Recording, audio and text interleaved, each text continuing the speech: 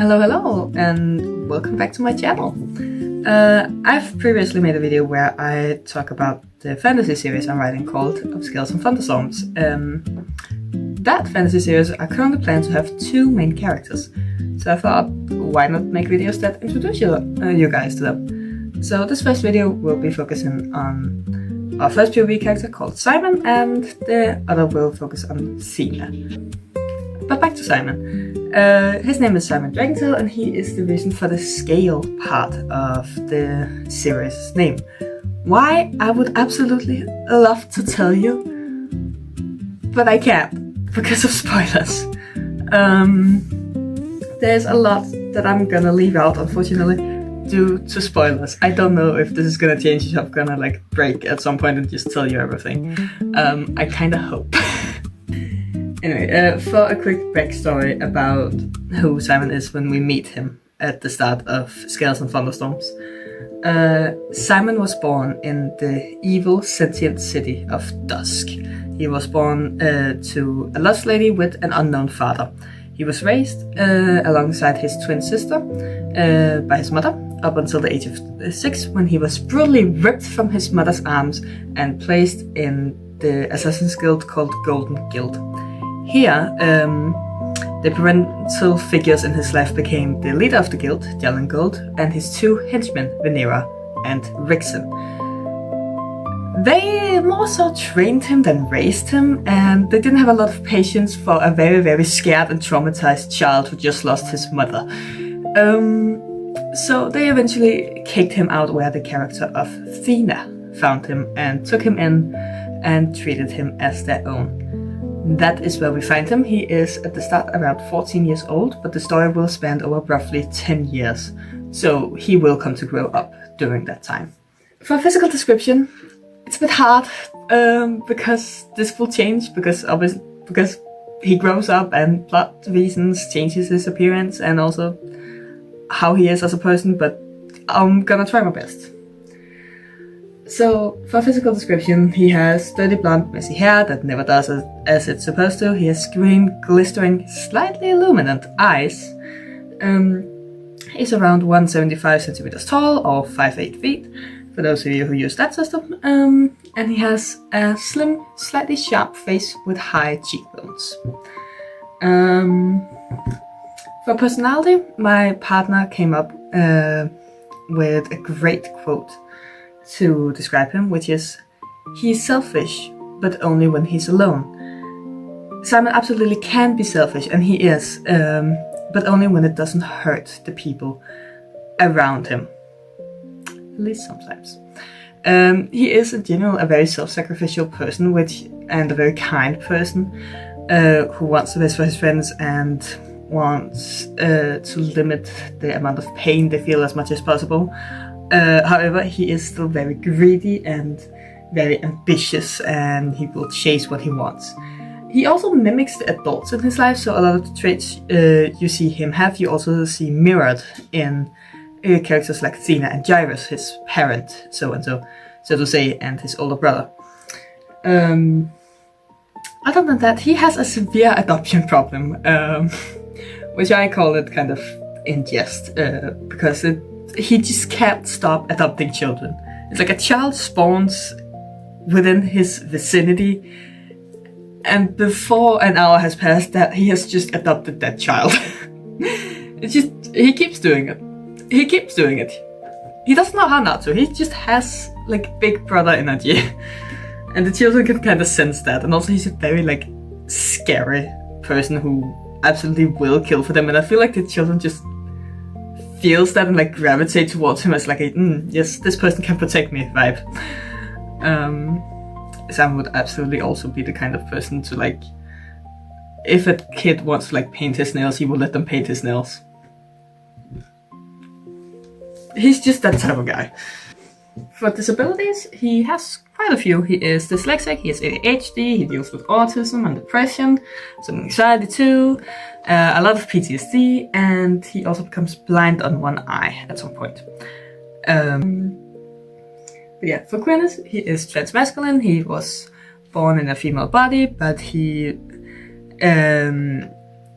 like his gender identity is that of a boy, a man, a male. And he will transition over the course of the study. He is also bisexual. That sexuality will shift to gay at some point though, and he's polyamorous.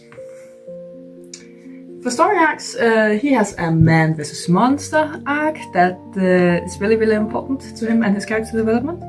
Then we have Living Weapon goes on a redemption arc because he needs it. What and who is family is also a pretty important one.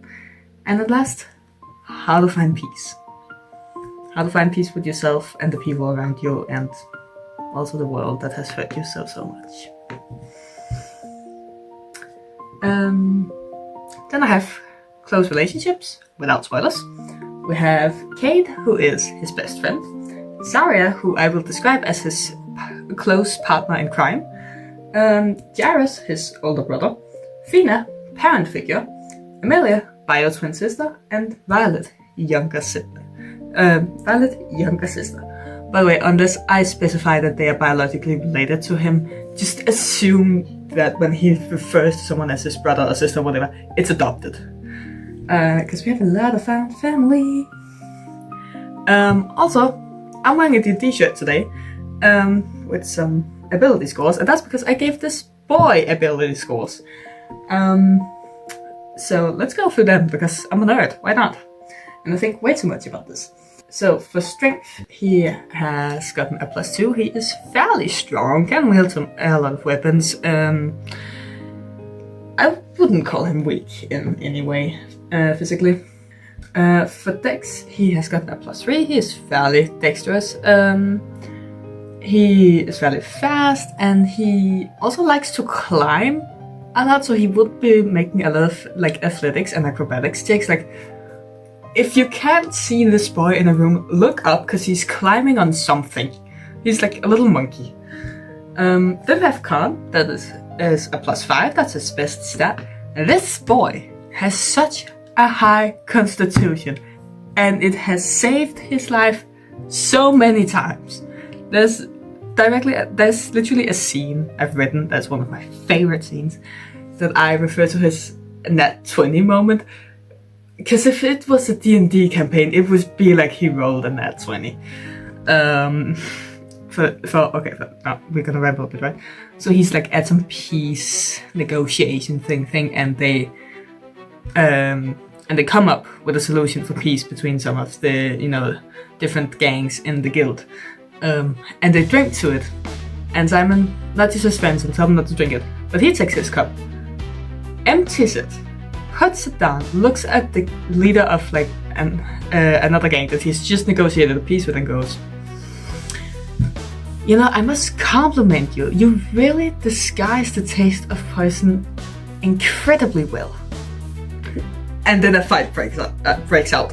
But he legitimately drank all in that cup, and he was like fine.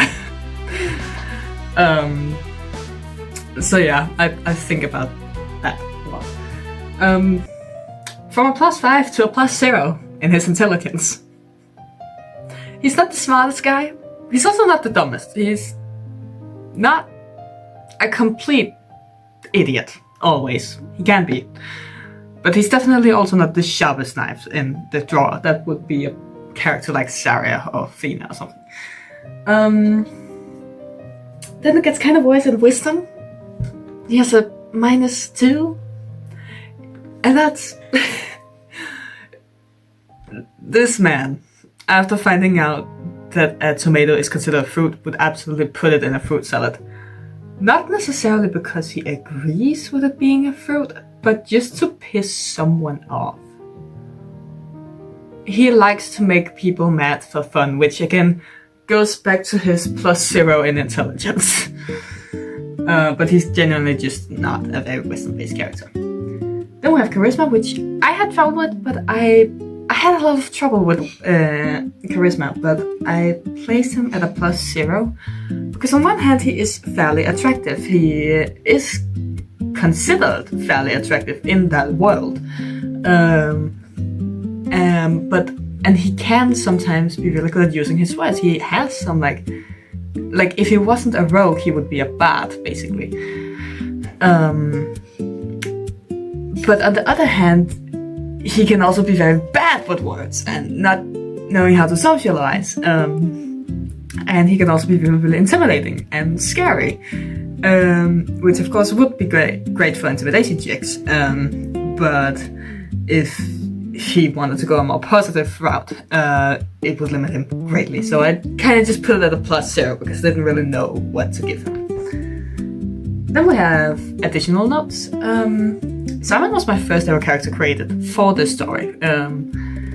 And when I started writing it, I actually started writing like the last book, I'm pretty sure, because that was all I knew about him, and his backstory was very different from what it is now. But some core things actually maintained. His character design, roughly, not roughly, his character design is pretty much the same. He is an assassin with an adoption problem, who is just trying his best to be a good person in very, very, very, very difficult circumstances. Then Simon is also the closest thing you will get to an atheist in the fantasy world, which I find incredibly funny. This man has spoken to gods. He's been like he's like acquaintances / vaguely friends with gods. Does he care for them? Not really. That sounds harsh. It's more so in the way that he doesn't care to pray to them, because he has an authority problem. And when he has to, like, when he's coming of age and has to choose a god to like be his main god, patron god, whatever, there isn't a god he like really vibes with, so he just kind of doesn't choose one. And his life is also pretty damn hard, so he's just like, well, maybe some gods want us good, but certainly not all of them. And honestly, he is more right about that than he knows of. I mentioned before that the character design stayed fairly the same from the beginning of my creation of him. That is true, but it will change over the course of the book due to plot reasons. Then he also has a curse, which I kind of treat as a disability. He can hear the voices of the people he's killed in his head, and sometimes they can take over his body and mind if he's not careful. And because he's killed them, they're all pretty mad at him and want revenge. So that happens a couple times, which is exciting. The last thing you'll need to know about Simon is that he cusses. A lot. A whole lot. He tries to keep it down around the kids. It doesn't always work. But yeah, that's my boy. He is a scoundrel. He's kind. He's trying his best. That's really what he is. He's trying his best. And I hope you find him interesting enough to read about when this book eventually comes out. I'm actually fairly far along with the first draft of the first book, so that's nice. I do not know how to end a video, I've just realized. Like, subscribe, comment. That's what you do, right? Anyway, bye, have a great day, all.